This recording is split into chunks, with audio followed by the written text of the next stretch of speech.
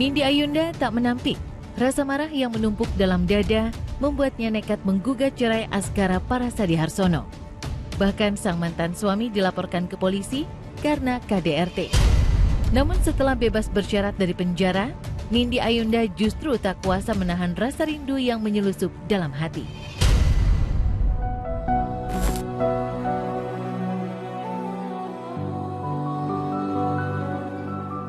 Air mata tak terasa menetes di pipi, manakala dirinya bersua dengan pria yang dulu begitu ia cintai. Tangis Nindi sekaligus sebagai tanda bahwa dirinya masih memiliki perasaan dengan Askara yang pernah 9 tahun hidup bersamanya. Lalu benarkah Nindi masih menyimpan harapan untuk rujuk dan kembali membina rumah tangga dengan Askara?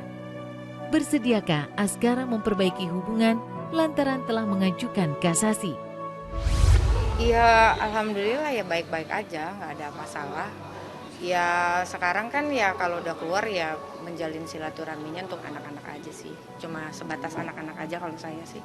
Kalau untuk canggung itu pastilah nggak mungkin enggak gitu loh. Karena kan semuanya tuh pergerakannya kan cepat banget, kayak hilang, kayak ini apa segala macam gitu. Cuma kalau untuk urusan anak-anak ya kita urusannya anak-anak aja gitu loh. Aku juga waktu itu kan nangis itu tuh kayak spontan itu kan karena memang kayak itu yang aku harapkan supaya bisa anak-anaknya ketemu karena memang udah sangat kangen kan. Senang ya, maksudnya saya sudah 9 bulan yang dimana saya tuh nggak bisa bertemu anak-anak gitu kan. Karena kan di sana tuh kan untuk komunikasi juga nggak bisa. Jadi pas saat itu, pas saat saya kemarin selesai, udah saya langsung ketemu anak-anak.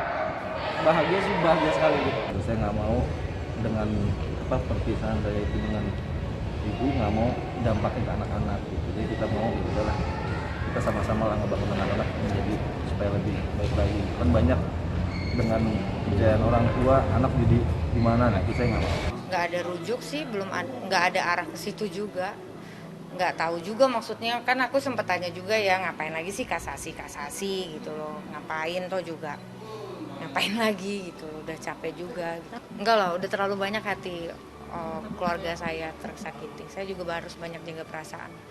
Jadi enggak, kalau kita mikirin perasaan cinta aja sih, siapa sih yang enggak masih sayang sama, apalagi kan kita punya anak ya, itu enggak mungkin dipungkiri. Cuma kita mikirnya logika aja gitu. Aku mana mau sih berumah tangga terus keluarganya begitu.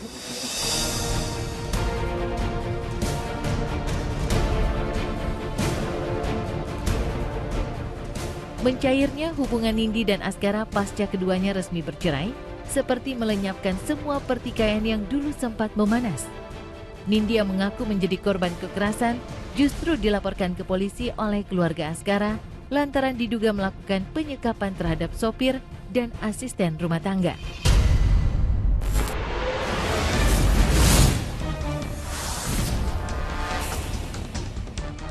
Tak hanya itu, Nindi juga diseret ke penjara oleh mantan mertuanya dan dituduh mencemarkan nama baik Deddy Harsono yang merupakan ayah kandung Askara. Hingga saat ini laporan keluarga Askara terhadap Nindi masih bergulir di Polres Jakarta Selatan. Alih-alih tak tenang karena ancaman penjara ada di depan mata, Nindi tetap menunjukkan sikap santai menghadapi tudingan-tudingan miring dari keluarga mantan suaminya. Lalu sejauh mana proses hukum yang diadukan keluarga Askara terhadap Nindi? Benarkah laporan ayah Askara ke Polres Jakarta Selatan mandek lantaran kurangnya saksi dan bukti? Bagaimana pula reaksi Askara saat mengetahui Nindi diserang habis-habisan oleh keluarganya?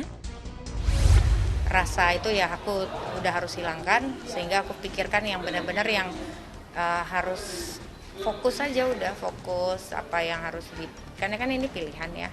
Dan aku juga udah mengambil konsekuensinya juga gitu loh. Cuma kan yang tidak aku suka itu adalah banyak banget orang yang ikut campur gitu loh. Oh nggak ada, saya nggak ada ngirim karangan bunga, itu nggak ada. Saya nggak ngirim karangan bunga, saya nggak ada menjalin hubungan sama seseorang. Saya benar-benar menjalani hukuman, saya pure jalanin aja dulu. Karena saya juga nggak mau mikirin yang kesana-sana gitu.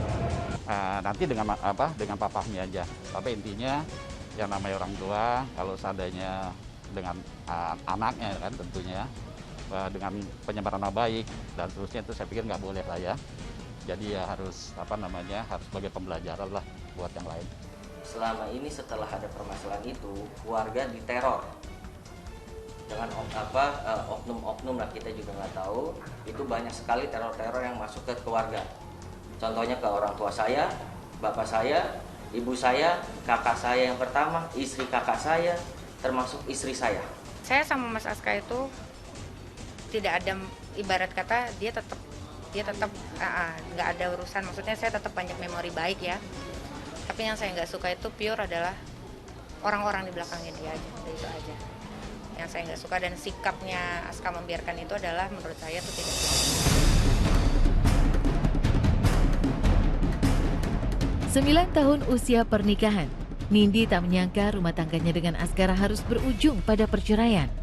Meski tak mudah hidup sendiri dan menjadi orang tua tunggal untuk kedua buah hatinya, namun Nindi harus rela menerima kenyataan meski pahit yang terasa. Nindi tak menampik, sulit baginya untuk melupakan sosok Askara yang dulu sangat dicintai dan memanjakannya dengan kemewahan. Namun Nindi tak sanggup memaksakan perasaan jika masih mempertahankan pernikahan, dan perceraianlah jalan terbaik yang ia pilih. Kini Askara sudah menjadi masa lalu Nindi. Keduanya telah memiliki kehidupan baru meski tetap menjalin hubungan baik demi kebahagiaan anak-anak buah cinta mereka. Ya baik-baik, cuma kan memang ada satu hal, dua hal bahkan yang tidak bisa dipungkiri kalau seperti seolah-olah nggak ada terjadi apa-apa. Karena kan saya juga dihantam-hantam ini kan juga gara-gara ada sesuatu dari sana.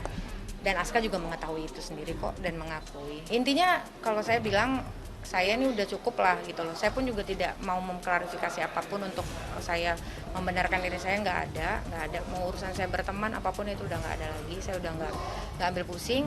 Apapun judgement orang di luar itu saya tidak peduli. Yang penting saya aja. Udah itu aja. Karena yang tahu persis adalah saya. Mau diputar balikin semuanya silahkan saja. Ya apapun yang kita lakukan itu harus benar-benar kita pikirkan dulu gitu. Jadi jangan mengambil sesuatu itu dengan emosi. Jadi apapun kita harus pikirkan dulu matang-matang dampak kitanya gitu, apa sih dampak nanti ke depannya gitu. Karena kalau misalkan emosi sesaat pasti menurut saya ya ending masih juga akan bagus gitu. Karena ya apapun itu masih bisa dibicarakan dengan baik-baik.